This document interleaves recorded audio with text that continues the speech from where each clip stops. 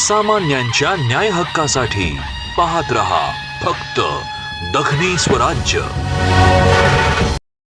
पैठण तालुक्यातील नावगाव शिवारात शॉर्ट सर्किटमुळे लागलेल्या आगीमध्ये 12 ते 13 शेतकऱ्यांचा 70 एकर ऊस जळून खाक झाला। त्यामुळे शेतकऱ्यांचे मोठे नुकसान झाल्याची घटना रविवार 30 नोव्हेंबर दुपारच्या सुमारास घडली।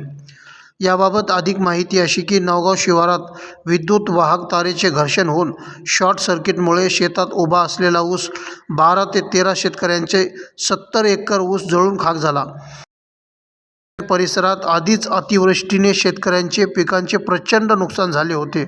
त्यानंतर ऊस जळून खाक झाल्याने पुन्हा एकदा शेतकऱ्यावर संकट ओढवले आहे। आग लागल्यानंतर शेतकऱ्यांनी आग विझवण्याचा आटोकाट प्रयत्न केला, मात्र काही वेळातच आगीने रौद्र रूप धारण करून उभ्या ऊसाचा कोळसा करून टाकला।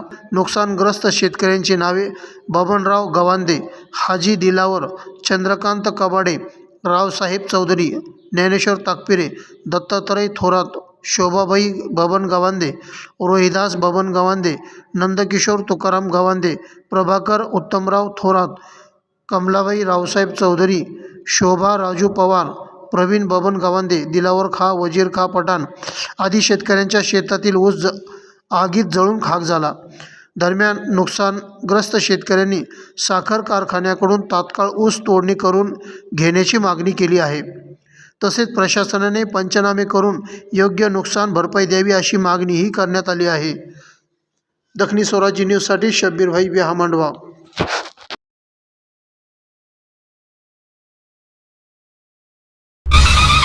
सामान्यांच्या न्याय हक्कासाठी पाहत रहा फक्त दखनी स्वराज्य।